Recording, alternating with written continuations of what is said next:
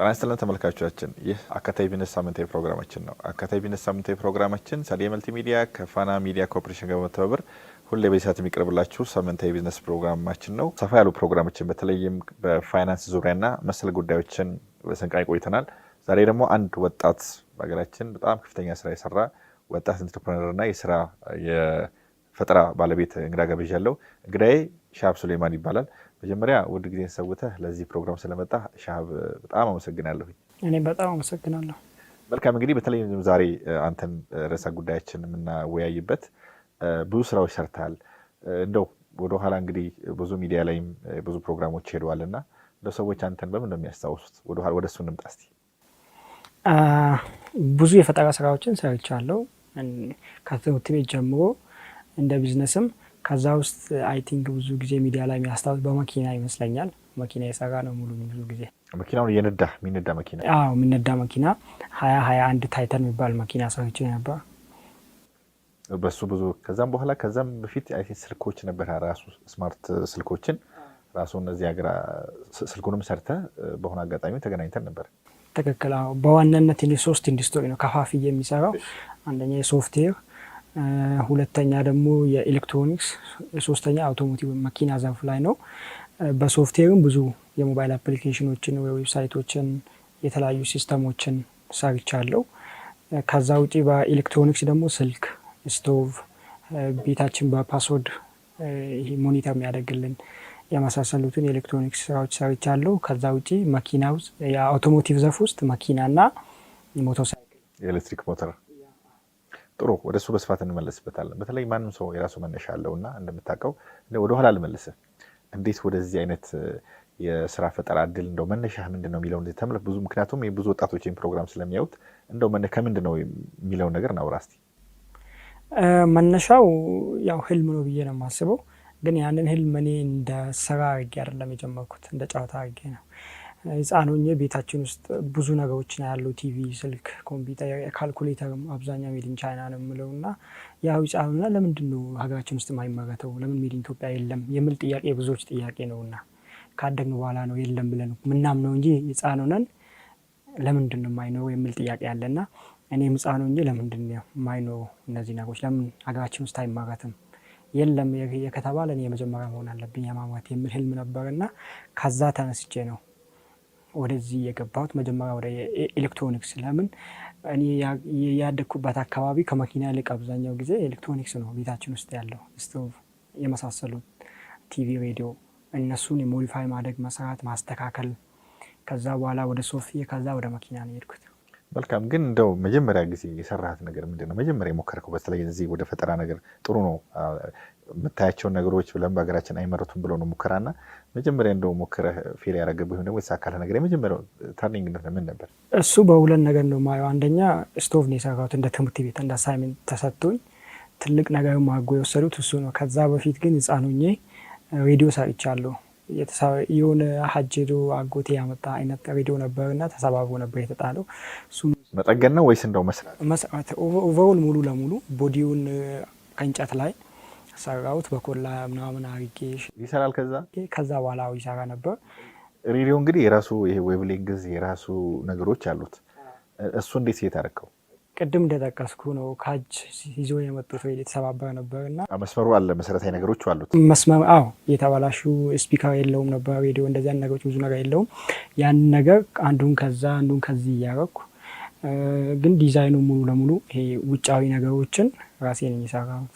ትምህርት ቤት አካባቢ እንዴት ነበር? አስተማሪዎች ወይም ደግሞ ትምህርት ቤት አካባቢ በተለይ በአሳይመንት እና በመሰል ጉዳዮች ነው የቤት ስራ ነገሮች ነው የምሰራቸው እና ትምህርት ቤት አካባቢ እንደው እንዴት ነው ኢንከሬጅ የሚያደርገ ነገር ነበር በዚህ ጉዳይ? በጣም ያበረታቱኝ ነበር። አንድ ደስ የሚለው ደግሞ በሀገራችን ብዙ ጊዜ ኢኖቬሽን የሚሰራ ሰው፣ አዳዲስ ነገር የሚሰራ ሰው ያበረታታል። ያ በጣም ደስ የሚል ነገር ነው እና እኔም እንደዛው ስቶቭ ሰርቼ ሳመጣ በጣም ደስ ያላቸው። ስቶቭ ይሰራል፣ በቃ ሰክቶ ይሰራል። ከወዳደቁ ነገሮች ከወዳደቁ ነው። ያው ስቶቭ ቀላሉ የኤሌክትሮኒክስ ውስጥ እሱ ነው እና እሱን ነበር የሰራሁት። በጣም ደስ ብሏቸው ነበር። እኔ የምጠቀመው ነበር፣ ብዙ የኔ አካባቢ ያሉ ሰዎች የሚጠቀሙ ነበር። የኔ ስቶቭ ሰርቼ ያከፋፍል ነበር። ጥሩ። እንደው ከዛው ይሄ ኢንተርፕረነር ነገርስ እንደው ገንዘብ ማግኘቱ ምናምን ነገር እንደው ሞራህን አልሰጠህም? ከዛ በኋላ ኦብቪየስሊ እኔ ህፃን ሆኜ ምንም እያሸጥኩት ኢኖቬሽን የለም። መጀመሪያ ፓሽን ነው የሚቀድመው። የምሰራቸውን ነገሮች እንደ ገንዘብ አይደለም። በጣም ደስ ይለኛል፣ እጫወታለሁ በሱ ነገሮች። ስቶቭንም ሰርቼ ሳከፋፍል በነፃ ነበር። ከዛ በኋላ ነው ትምህርት ጨርሼ ኦልሞስት 12 ከጨረስኩ በኋላ ወደ ቢዝነስ ሙሉ ለሙሉ ሲገባ ነው ገንዘብ መሰብሰብ ምናምን የጀመርኩ። ግን እንደው ማህበረሰባችን አንዳንዴ ከንቃትም አንጻር አርቆ ከአለማሰብ አንጻር በተለይ ደግሞ እንደው የምታየው ነገር አንዳንዴ አታምንም። እንደው ፈንክሽናል ሲሆኑ ወደ ተግባር ለውጦ ቤታቸው የተለያዩ ነገሮችን ሲያበሳስሉ ሻይ ምናምን ሲያደርጉበት ሰው እንደው አይደናገርም ትንሽ በአንተ እድሜና ይሄ አይነት የፈጠራ ስራ እንደው ሪል ላይፍ ኖሮት ሲያዩት? እሱም በደንብ እንደዛ በትኩረት ሰጥቼ አላየሁትም ህፃን ስለሆንኩ ይመስለኛል። በዛን ጊዜ ላይ ግን አፕሪሼት ሲያደርጉ ደስ ስላቸው ከዚህ በላይ ትሰራለህ። ያው ሀገራችን ሰው ብዙ ጊዜ የሆነ ነገር ሰርተህ ስታመጣ ትልቁን ነው የሚያዩት። እኔ ማላየውን ነገር ነው የሚያዩት እና እኔ ስቶቭ ሲሰራ መኪና ትሰራለህ፣ ፕሌን ትሰራለህ አይነት ነገር ነው አፕሪሼት የሚያደርጉት እንጂ ሰው ተገርሞ እንዴት ይሄ ነገር እውነት ነው ምናምን ብሎ የሚያስብ ሰው ምናምን አልነበረም በአካባቢ ጊዜ። እውነት ነው ብሎ ይሄ የተጠራጠረ አንድም ሰው አልነበረም በሰራሁት ነገር እስካሁን። ስለሚጠቀሙበትም ደግሞ ለማመን ደግሞ ሰው ይቸገራል።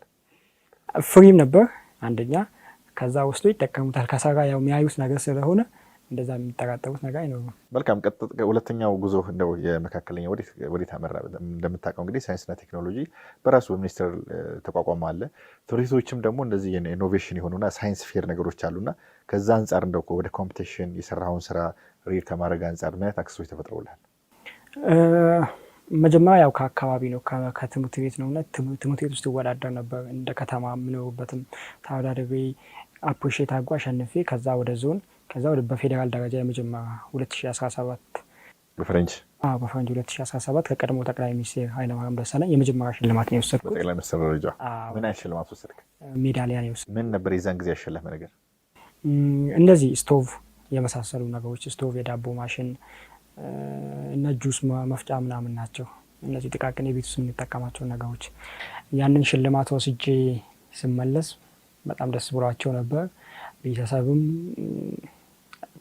ትምህርት ቤት አካባቢም ለከተማም በጣም አፕሪሼት አድርጎ ነበር። ከዛ እንዴት የፈጠራና የዚህ የእንትን ጉዳዮች እንዴት በምን አይነት መልኩ ቀጠሉ?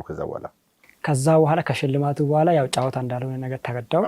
ይሄ ነገር ዋጋ አለው፣ በቃ መስራት አለብኝ፣ ይሄን ነው የሚሰራው የሚል ወስኜ ከዛ በኋላ እውቀቴንም እያዳበርኩ ከቢዝነስ ጋር እያያዝኩ ኢንተርኔት ነበር ጉግልም እያደረኩ ሰርችም እያደረኩ ዓለም ላይ የነበሩ ስታርታፖች ሀገራችን ላይ ምን አሉ፣ እንዴት ያኔን ሀሳቦች ወደ ቢዝነስ መቀየር ይችላለሁ፣ እንዴት የአካባቢን ችግር መፍታት ይችላለሁ ወደሚል ገባ። ወደ ኢንተርፕሪነርሺፕ የምንለው ማለት ነው። ያ መጀመሪያ ያው እንደ ኢኖቬሽን ነው የምትሰራው እና ያ ነገር ተገዛ አልተገዛ ችግር ይፈታል አይፈታም ነገር የለም። ግን ከዛ ሽልማት በኋላ ምን ችግር ይፈታል ይገዛል ይሄ ነገር ወይስ ወደሚለው በመንግስት ደረጃ እውቅና አግኝተህ በሀገር አቀፍ ደረጃ በተለይ ሳይንስና ቴክኖሎጂ እና በጠቅላይ ሚኒስትር ደረጃ ሽልማት ማግኘት በጣም ትልቅ ነገር ነው። ምናልባት የዛን ጊዜ በእርግጠኝነት የአንደኛ ደረጃ እና ሁለተኛ መካከለኛ ተማሪ ነው የምትሆነው። በዛ ደረጃ እውቅናውም ሽልማቱ ሞራል ይሰንቅሃል። ይሄ ነገር ገንዘብ ማግኘት ይችላለሁ፣ ሁለተኛ ደግሞ የአካባቢያችንም ችግር ፈታለሁ የሚለው ጉዳይ ላይ ችግሩን ለመፍታት አንድ የማህበረሰባችን አካል ሆናለሁ ብለህ ነው ፓራሌል የሰራኸውና ከዛ ጉዞ እንዴት ሆነ? ከዛ በኋላም የኔን ፈጠራ እያሻሻልኩ ነበር። ከዛ ቤት የቤታችን በር በቁልፍ ነው ቆልፈ የምንሄደው እና ቁልፍ ሊጠፋ ይችላል ምናምን አይነት ነገር ኪሳችን ውስጥ ስለምን ቦታ ይዛል፣ በአይምሯችን ብቻ ፓስወርድ ቁጥሩን ይዘን ለምን አንጠቀም የሚል ነበር። እሱን ሰርቼ የኔ ክፍል ላይ ነበር የሰራሁት። መጀመሪያ አካባቢ በኤሌክትሪክ ነው የሚሰራው። ከዛ ያንን ብዙ ሚዲያ መጥቶ ከበር አድርጎ ነበር። አካባቢ ያሉ ሰዎችን በጣም አፕሪሼት አድርጎ ነበር። ከስቶቭ ትንሽ ከፍ ያለ ነው፣ ቴክኖሎጂውም ሀይ ነው። አዎ ከዛ ይጠቀሙ ነበር። በጣም ነው አፕሪሼት የሚያደርጉት። እንደውም አንድ እንደገጠመኝ የዛኔ በፓስወርድ ዘግቼ ትምህርት ቤት ሄጄ ከዛ ደፍተር ረስቼ ተመለስኩ። ወደ ቤት ስመለስ ማብራት አልነበረም። ከዛ ረጅም ሰዓት ጠበቅኩ እስከሚመጣ። ከዛ መጥቶ በሩን ከፍቼ ደፍተር ወስጄ ትምህርቱ አልቋል። ወደ 11 ሰዓት አካባቢ ሆነዋል። ከዛ ማሻሻል አለብኝ አልኩና በባትሪ የሚሰራ አማራጭ በኤሌክትሪክም በባትሪ ኢንኬዝ መብራት ቢጠፋ ያው ሞተር ነውና በሩ የሚከፍተው ትንሽ ዋት ብቻ ነው የሚፈልገው፣ ኃይል ነው የሚፈልገው፣ የተወሰነ ትንሽዬ ነው የሚፈልገው። እነዚህ በዱራታ የሚባሉ ነበሩ ትናንሽ ባትሪ፣ በእነሱ አሻሻልኩ። ከዛ እንደዛ ነው የሚጠቀሙ። ከዛ በኋላ ደግሞ ወደ ካርድም ቀየርኩ ራሱ ነው ይሄ ሴንስ እንዲያደርግ። ከዛ በኋላ ሮቦቶችን መስራት ጀመርኩ። ወደ ሮቦትም ገባው። አዲስ አበባም መጥቼ የዛኔ ሮቦቲክስ የሚባል ነበር፣ ውድድርም ነበር። አዎ ከነሱ ጋርም ሮቦት ቢውልድ ማድረግ፣ ይሄ ፍሎ ክሊኒንግ፣ ቤታችን የሚያጸዳ እኛ ከፍተን እንተዋለን፣ ራሱ እየሄደ ያጸዳል። የተለያዩ ታስኮችን የተሰጠውና 4 እግር አለው፣ እንደ ጎማ ይሽከረከራል። ከዛ የምታዘውን ነገር ይሰራል። እሱንም ቢውልድ አርጌ እንደ ናሽናል ተወዳድረን ነበር፣ ብሔራዊ። ውጤታማ ሆንክ? አዎ በሱ ውጤታማ ሆንኩ። ከዛ በኋላ በዛው መሀል 2019 ላይ ሽልማት ወሰድኩ። በዚሁ ዘርፍ? አዎ በዚሁ በበርን በፓስወርድ የመዝጋትና መክፈት፣ ከዛ ቤትን የሚያጸዳ ሮቦት በዚህ ዘርፍ አሁን ሳይንስና ቴክኖሎጂ ያዘጋጅተው ነበር። ከዛ ጠቅላይ ሚኒስትር አብይ አህመድ መጥቶ ሽልማት ሰጡን። 2ኛ ሽልማት ማለት ነው። በቃ ይሄ ሳይንስና ቴክኖሎጂ ቤት ነዋ። ብዙ ጊዜ በቃ ውድድር ሲፈጠር እዛ ላይ ትወስዳለህ። እሱ ግን እንደው ሌላ ምን አስገኘልህ ከሰዎች ጋር? ወይም ደግሞ ይሄን ቢዝነሱን ይሄ ኢንተርፕረነር ሆኖ ወደ ፈጠራ ድሮ ከነበረ በተለይ ከመጀመሪያው ከነበረው ሽልማት 2ኛው ቴክኖሎጂውም ትንሽ አድቫንስድ ነው፣ ከፍ ያለ ነው፣ የሚታይ ነው። እሱ እንደው ወደ ቢዝነስ ቀይሬው ኮምፒቲሽኑ እንዳለ ሆኖ ያንተም የፈጠራ ክህሎትና የቢዝነሱም እያደገ ነው የመጣውና ከዛ በኋላ ወደ የትኛው ቴክኖሎጂ ተሻገርክ ደግሞ?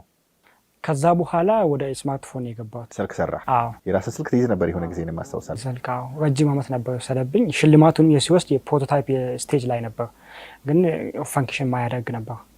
ከዛ ወደ ስልክ ከመምጣቴ በፊት የኔን ኢኖቬሽኖችን ሊስት አድርጌ ነበር። አሁን የቱ ነው ገንዘብ የሚያስገኘው፣ የቱ ነው እንደ ኢትዮጵያ ሳይሆን እንደ አፍሪካም እንደ ዓለምም ኮምፒት ማድረግ የሚችልበት ቶሎ ወደ ስራ መግባት የሚችል ብዙ ሰዎችን አፕሪሺየት የሚያደርጉት የቴክኖሎጂ ብዬ ነበር እና ከስቶቭም ከጁስ ማሽንም ከበርን ከሁሉም ከሮቦትም የተሻለ ስልክ ነው። የዛን ጊዜ ላይ የስማርትፎን ገና ሀገራችን ላይ እየተለመደ ነበር፣ እየተስፋፋ ነበር። ቴክኖ የምንለው ነበር ገና ነበር እየተለመደ የነበረው። ሳምሰንግ ትንሽ ማርኬቱ ወርዶ ነበር እና እንደ ቢዝነስ በጣም አዋጭ ነበር። አሰምብሊ ገና አልተጀመረም፣ ቴክኖ እየሞከረ ነበር። እኔም ወደዚህ እንኳን ብንገባ የኛ ስልክ በእኛ ብራንድ በእኛ ዲዛይን ኦኤሱን እዚሁ ከአንድሮይድ ከስተማይዝ አድርገን ሰርተን የስልክ ሙሉ ፓርት እዚህ ማምረት አንችልም፣ በጣም ረቂቅ ነገሮች ስላለው ከቻይና ከኩባንያ ጋር ፓርትነር ሆነን ለመስራት ረጅም ጊዜ ወስዶብኝ ነበር። ከዛ በኋላ ያንን ጨርሼ ኦልሞስት እኔ ፕሮቶታይፑን ጨርሼ ስልኩን ሲይዝ ኮቪድ አካባቢ ነበር። በጣም በዓለም አቀፍ ደረጃ ብዙ ኢኮኖሚ፣ ፖለቲካዊና የማህበራዊ ችግር ያመጣ ችግር ማለት ነው። በአጠቃላይ መንቀሳቀስም ብዙ አይነት ገደቦች ነበሩ። ያ እንደ ትልቁ ቻሌንጅ ነበር። እኔ በዛ መሀል ብዙ ኢንቨስትመንት እየሄድኩ ነበር። ብዙ ኢንኩቤሽን ቦታዎች የመንግስት የግል የመስሪያ ቤቶችም እያነጋገርኩ ነበር። እንደ ጆይንት ቬንቸር የሚሆን እንደ ፓርትነርሺፕ እንዴትም ይህም ፕሮዳክት ወደ መሬት እናውርድ የምል ነበር እና ብዙ ቻሌንጆች ነበሩ። ፋይናንሱም ከፍ ስለምል ደፍሮ እዚህ ላይ ኢንቨስት የሚያደርግ ባላት ወቅቱም አስቸጋሪ ነበር። ፋይናንሱም ከፍ ስል ብዙ ጊዜ ኢኖቬሽን ላይ የኛ ባላት ይፈራል። ባንኮችም እንደዛ ኮላተራል ይፈልጋሉ። ከኮላተራል ውጭ ደግሞ በጣም ይፈራሉ። የመንግስት ቢሮዎችም ብዙም ፈንክሽን ያደርጉ አልነበረም የዛን ጊዜ ኮቪድም ስለነበር። ከዛ በኋላ እስቲ ይህን ሴኮንድ ስቴፕ ላገውና ላቆየውና አሁን ካረንት ከጊዜው ጋር ሊሄድ የሚችል ነገር ምንድን ነው ብዬ ነበር ያሰብኩትና የዛኔ ነበር ወደ ሶፍትዌር ኢንዱስትሪ የገባሁት። ምን ነበረው ሶፍትዌሩ በዋነኝነት ያተኮረው? ኤርሶፍት ነው የሚባለው። ምን ማለት ነው? ኤርሶፍት ቴክኖሎጂ፣ ሶፍት ላይ ነው የመጨረሻ ቃል። ኤርሶፍትዌር እንደምን ኤርሶፍት ቴክኖሎጂስ ፒኤልሲ ብዬ ከኛ ጋር የነበረ ትልቅ ባለሀብት ነበር። ከዛ በኋላ ወጣቶችም ነበር በየዘርፉ ማለት ነው። አካውንቲንግ የተማረ፣ ማናጅመንት በሶፍትዌር ላይ ስፔሻላይዝ ያደረጉ ትልቅ ሰውም ደግሞ እንደ ቦርድኛን ማናጅመንት ለምን እኛም ለወደፊቱ እንኳን ስልኩን መኪናን ብሳካልኝ ብዙ ነገር ማናጅመንት ዙሪያ ፋይናንስ ማናጅ ማድረግ፣ ኦፕሬሽን ማናጅ ማድረግ መማር አለ። አንተ ቴክኖሎጂ ታተኩራለህ። በየስራ ዘርፉ ደግሞ የሌሎች የተማሩ ሰዎች አንደኛ ስራ እድል ይፈጥራል፣ ወጣቶችን ታቅፋለህና ለብዙ ወጣቶችም የስራ እድል ፈጥራል ማለት ነው በዚህ አጋጣሚ እና የሆነ በጣም መዋቅር ያለው ስትራክቸሩ በጣም ከፍ ያለ በቦርድና በመሰል የደረጃው ባሉ መዋቅር የሚመራ የራሱን የቻለ ትልቅ ካምፓኒ ኤርሶፍት ማለት ነው። ኤርሶፍት መስርቼ ነበር። ከዛ በኋላ ሶፍትዌር የማበልጸግ ላይ ነው የሚሰራው ድርጅቱ። ምን አይነት ሶፍትዌሮች? የዌብሳይት እና ሞባይል አፕሊኬሽን። ከዛ ሶስተኛ ማናጅመንት ሲስተም የምንላቸው የትኛውም ድሮ ማኑዋል የምንጠቀሙ ሲስተሞችን በፔፐር የምንጠቀሙ ወደ ሲስተም ማምጣት ማለት ነው። ከዛ ውስጥ መጀመሪያ ላይ የሰራ ነው ኢለርኒንግ ነው። ትምህርት ቤቶች አልነበሩም፣ የዩኒቨርሲቲዎችም አልነበሩም። ከፖስት ኮቪድ ከኮቪድ በኋላ የነበረው ነገሮች ብዙ ነገሮች ላይ አልተረጋጉም። አልተረጋጉም ነበር። ከዛ በኋላ ደግሞ እንደ መንግስት የመመሪያ እያወጡ ነበር ተማሪዎች ኦንላይን እንዲማሩ፣ ቁጥራቸውን ቀንሰው ኦንላይን እንዲማሩ ቤታቸው ሆኖ ነበር እና እንደዛ ነበር የታሰበው። ግን ሲስተም አልነበረም ኢትዮጵያ ላይ። ማንም ሰው ኮቪድ ይመጣል ብሎ አላሰበም እና ልክ ሲመጣብን ያንን መናጅ የሚያደርግልን ሲስተም አልነበረም ኢትዮጵያ ላይ። ከዛ በኋላ አብዛኛው ዩኒቨርሲቲና የትምህርት ቤቶች እንደውም በቴሌግራም ነበር ፋይል ሲላላኩ የነበሩት። ኦንላይን ለማድረግ ደግሞ በዙም ደግሞ የዛኔ ታይም ሊሚት አለው፣ ፔመንት አለው፣ ኤፊሽንስ አይደለም እና ኦንላይን ሰውም ከቴክኖሎጂ ጋር ብዙ የተግባባ አይመስለኝም። እንደውም ለኢትዮጵያ ትልቁ ለውጥ ኮቪድ ነው፣ ወደ ሲስተም ወደ አፕ እንድንመጣ ያደረገው። ሁኔታው አስገዳጅ ስለሆነ በዚህ ውስጥ ደግሞ የቴክኖሎጂ ነገሮች መስፋፋት ጀመሩ። በጣም መስፋፋት ጀመሩ እና እኛ ወዲያው የኦንላይን ለርኒንግ ሲስተም ሰራን፣ ከኮሌጆቹ ጋር ኢንተግሬት አደረግን። ከዛ ተማሪዎች ቤታቸው ሆኖ እንዲማሩ፣ ላይቭ ክላስ እንዲከታተሉ፣ ፈተና እዛ ላይ እንዲፈተኑ፣ ኖቶችን እዛ ላይ እንዲላላኩ እንደዚህ አይነት ሲስተም ሰርተን ያስማረቅን። ውጤታማ ሆናችኋል? በሱ ውጤታማ ሆነናል። ከዛ በኋላም ደግሞ ኦፊስ ማናጅመንት ሲስተም እንደዚህ እንደ ኤችአርኤም፣ ከስተመር ሪሌሽን ማናጅመንት ሲስተሞች እንደዚህ አይነት ሲስተሞችንም በዋናነት የማናጅመንት ሲስተሞች ላይ ነው ፎከስ ያደረግነው እና ብዙ የመስሪያ ቤቶች ያንን ሲስተም ወዶ ተቀብሏል። ከዛ በኋላ ኦንላይን ሾፒንግ፣ ዲሊቨሪ ሞካክረን ነበር። ግን አብዛኛው ውጤታማ የሆነው የማናጅመንት ሲስተሞች ናቸው። ያንን አሁን ከዚህ በፊት የሞከሩ ብዙ የድርጅቶች ነበሩ፣ እኛም ትንሽ ሞክረን ነበር። ግን ብዙ ጊዜ በሲስተም ብታደርጉ አይፈልግም ሰው፣ ማኑዋሊ በደንብ ስኬታማ ስለሆነለት ማለት ነው። የዛኔ ግዴታ ሲሆን በራሳቸው አብዛኛውን ድርጅት እየፈለጉ ነበር፣ እኛንም ያናገሩን ነበር፣ እኛም ያናገርናቸው ነበር እና ውጤታማ ነበር። ያንን እንደ መነሻ ይዤ ነው ወደ ሌላ ኢንዱስትሪ የገባሁት። ወደ ምን ገባ? ቀጥሎ ወደ አውቶሞቲቭ ነው የገባሁት። ይሄ ሞተር መኪና? መጀመሪያ ወደ መኪና ነው የገባሁት። ለምን አዲስ አበባ ላይ የትራንስፖርት ችግር አለ፣ ብዙ ስራ አጥ ወጣቶች አሉ። አሁን አብዛኛው ብዙ ጊዜ ሀገራችን ላይ በተለይ ክፍለ ሀገር ላይ 1 ወይ 12 የወደቀም ይሁን የጨረሰ ይሁን ከዩኒቨርሲቲም ሲመለስ ባጃጅ ነው የሚገዛለት። ለምን? አዋጭም ነው፣ ኪሳራም የለውም፣ እንዳሴትም ነው። ብዙ ሰው ደግሞ ከአንድ ቦታ ወደ አንድ ቦታ መንቀሳቀስ በዚህ ዘመን ግዴታ ነው አውቶሞቢል። ስለዚህ እኛ ያንን ዋጋ በግማሽ ቀንሰን ብድር አመቻችተን በዛውም የሰልፍ ላይ በተለይ አዲስ አበባ ላይ ሰልፍ ላይ የሚቆሙትን ለምን ይህን የፓብሊክ ትራንስፖርት ሰርቪስ የሚሰጥ መኪና እናመርትም በሚል ዓላማ ታይተን የሚባል መኪና ሰራው። ታይተን ለምን አልከው? ታይተን የሚል እኔ የፕላኔት ስም ነው እና በጣም ነው የሚወደው እኔ ታይተን ቃሉን። ከዛ ታይተን ብዬ ሰየምኩት። ያ መኪና በጣም ውጤታማ ነበር፣ ብዙ ሰውም ወዶት ነበር። 7 ሰው የሚይዝ ነበር። መጀመሪያ የጋዝ ኢንጂን ያገኘሁት በሱ ነው የሰራሁት። ከዛ ወደ ኤሌክትሪክ አሻሻል። ከዛ በሱ ደግሞ ብዙ ኢንቨስትመንት እየጠየቅ ነበር። እሱም በኢንቨስትመንት ስኬታማ ሊሆን አልቻለም። ሰፊ ቦታ ነው የሚፈልገው። ወርክሾፖቹ ትልቆች ናቸው። ስታንዳርድም ነበር። ግን የውጭ ፓርትነርሺፕ አግኝተን ነበር። በኢንጂን በተለያዩ ነገር የሚያግዙ፣ በሙያ የሚያግዙ። ኢትዮጵያ ላይ ባለው ስኬታማ ሊሆን አልቻለም እና ተቀራራቢ ነገር አሁንም በአውቶሞቲቭ ዘርፍ ከትንሽ መጀመር የምንችለው ሞተር ነው እና ሞተርም ተመሳሳይ ችግሮችን ይፈታል። ለወጣቶች አንድ ሞተር ሰጠፍ ዲሊቨሪ ይሰራበታል፣ የቀን ገቢ ያገኛል። ብዙ ጊዜ ኢትዮጵያ ውስጥ ኦንላይን ሾፒንግ፣ ፉድ ዲሊቨሪ ብዙም ስኬታማ የማይሆኑት እንደዚህ ሞተርና የሳይክል በጣም ጉልበት ይፈልጋል፣ አድካሚ ነው። ምግብ በሳይክል ዲሊቨር ስታደርግ ደግሞ ረጅም ኪሎ ሜትር አይሄድም፣ ይቀዘቅዝባል፣ ስኬታማ አይደለም ማለት ነው በዛ። ስለዚህ ሞተር አመጣን እኛ፣ ኤሌክትሪክ ሞተር። ሞተራችሁ ነበር የሚባለው? ኡጂን ነው የሚባለው። አሁን ከተማ ውስጥ በስፋት እየተነዳ ነው። በጣም እንደ ኢትዮጵያ ብዙ ቦታ ነው የተሸጠው። አዳማ ላይ፣ ሻሸመኔ ላይ፣ ደቡብ ክልል፣ ትግራይ ክልል በጣም ይሸጣል የኛ ሞተር። አሁንም አሉ፣ ብዙ ሰው ወዶታል። በቀላሉ የትኛውን ሶኬት ላይ ቻርጅ ማድረግ ይቻላል። ከዛ በኋላ ደግሞ እስከ 2 ሰው መጫን ይችላል። ስለዚህ ሰው ሌላ ወጪም የለውም፣ ሜንቴናንስ ብዙም የለውም፣ የጋዝ ወጪ የለውም።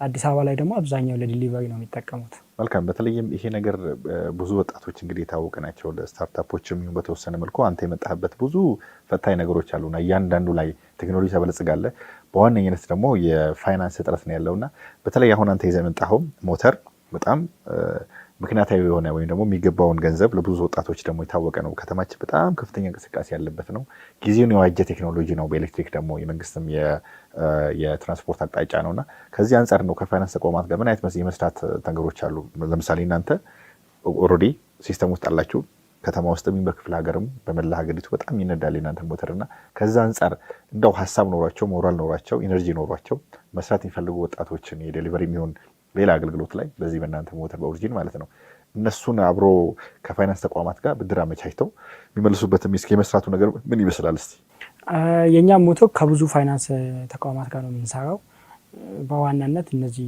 አንድ ሞተር ሰው የመግዛት ቢፈልግ ሳላዊን ብቻ ኮላተራል አድርጎ ከዛ ከደሞዙ ላይ እየተቀነሰ ሞተሩን እንዲወስዱ ዳሽን ባንክና ሌሎች የመሳሰሉ ባንኮች ጋር እየሰራን ነው እኛም ብቻ ሳይሆን የኛ ኤጀንቶችም የሚሰዋሉ ደቡብ ላይ ያሉ የኛ ኤጀንቶች እዛ አካባቢ ካለው ቅርንጫፍ ጋር ይሰራሉ አሁን አንድ ወጣት ዲሊቨሪ መስራት ቢፈልግ ደሞዙን ብቻ ይሄ ደሞዝ ነው የሚከፈለኝ ብሎ እነሱ ጋር ይወስዳል ከዛ በኋላ ባንኩ ላይ ነው መከፈል ያለበት ስለዚህ ሞረቶም ኮላተራል ይያዛል አዎ ኮላተራል ይያዛል ከዛ ከደሞዙ ላይ ልክ ይቀነሳል እሱ ስራውን እየሰራ ይከፍላል ማለት ነው በዛ አይነት ወይ ከባንኮች ጋር እየሰራ ነው ያ ለብዙ ወጣቶች ፈጥሯል በጣም ፈጥሯል መልካም እንደው የኡርጂና ያንተ የኤር ሶፍትዌር በተለይ መነሻህን ስታርታፕ ወጣቶች አሁን ጊዜ በጣም ስልጠና መሰለው ይሰጣልና አንተ እንደው ለወጣቶች እንደው ይሄ ለካንተ ከተነሳህበትና ከመጀመሪያ ከትሪ ጀምሮ ከስቶቭ ጀምሮ እንደዚህ ሶፊስቲኬትድ የሆነውና መሬት ላይ የሚታዩ አንዳንዴ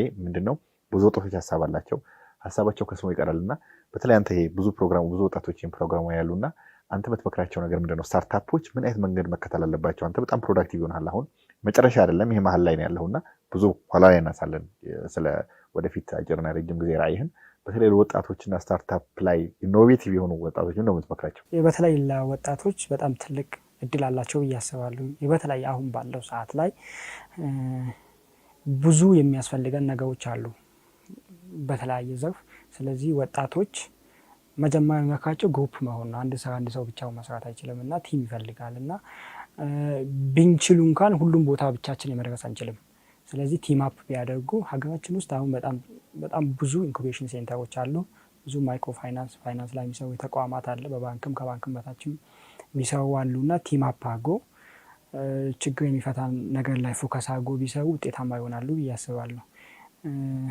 ብዙ ጊዜ ተመሳሳይ መሆን የለበትም ምን አውቶሞቲቭ ላይ ወይ ምናምን ቢሰራ በጣም ሂዩጅ ነውና በእያንዳንዱ ሴክተር ደግሞ መስተካከል ያለባቸው ነገሮች በጣም ብዙ አሉና እነሱ ላይ ቢሰሩ ውጤታማ ይሆናሉ ያስባለሁ መልካም ከተወሰነ ዓመት በኋላ እንደው በፈጣሪ ፍቃድ የኤር ሶፍትንና ቴክኖሎጂን ማበልጸግና በተለይ ደግሞ እንደዚህ አውቶሞቲቭ መሰል ጉዳዮች አሉ ቴክኖሎጂ ውስጥ አለህና አንተ ላይ በተለይ አንተ ደስ የሚለው ፓርት ሁሉም ሰው እዚህ ከተማ ውስጥ የሚታዩ ነገሮች ናቸው መሬት ላይ ወረዱ ነገሮች ናቸውና እንደው መጨረሻ መታስተላልፈው ምልክት ካለሽ በዋናነት አሁን ኡርጂን ላይ ነው እየሰራ ያሉት እሱ ኤሌክትሪክ መኪና ሞተርም ጭምር ፎከስ አድርጎ እየሰራ ነው ያለውና በቅርቡም ይዘን የምንመጣው ፕሮዳክት አለ በተለይ ለአዲስ አበባ ለትራንስፖርት የሚፈታ ፕሮግራም የኛም ፕሮዳክት ቢጠቀሙ ይሞክሩ መልካም ተመልካቾቼ ዛሬ አንድ ወጣት ኢንተርፕረነር ሻሃብ ሱሌማንን እዚህ ስቱዲዮ ጋብዤ በተለይም እሱ ያለፈበትን መንገድና ከፋይናንስ ተቋማት ጋር እንዴት ለወጣቶች ችግር ፈቺ ነገሮችን እየሰራ የሱ ቴክኖሎጂ ደግሞ መሬት ላይ አውርዶት የሚታዩ ብዙ ማህበራዊ ኢኮኖሚያዊ ነገሮችን የሚፈታና ለብዙ ወጣቶቻችን ደግሞ ራዕይ የሚሆን በተለይ ወጣቶች የብዙ የስታርታፕ እና የኢኖቬሽን ፈጠራ ካላቸው ዝም ብሎ ተበታትኖ ሳይሆን በተለያየ አይነት አንግል በተለያየ አይነት የቴክኖሎጂ ውጤቶች ወደ ስራ ቢገቡ በተለይ ደግሞ አንድ ላይ ተሰብስበው ያላቸውን ሐሳብ ያላቸውን ዕውቀት ወደ አንድ ቢያመጡት እጅግ በጣም ውጤታማ ይሆናሉና ሻሃብ እዚህ ስቱዲዮ ተገኝተ ውድ ጊዜ ሰውተ ለሰጠኸኝ ቃለ መጠይቅ በሰፊው ተመልካቾቻችን እጅግ በጣም አመሰግናለሁ መልካም ተመልካቾቼ ይህ ሳምንት ፕሮግራም በዚህ ይቋጫል ሳምንት በተለየ ርዕስ በተለየ እንግዳ እስከምንገናኝ መልካም ሳምንት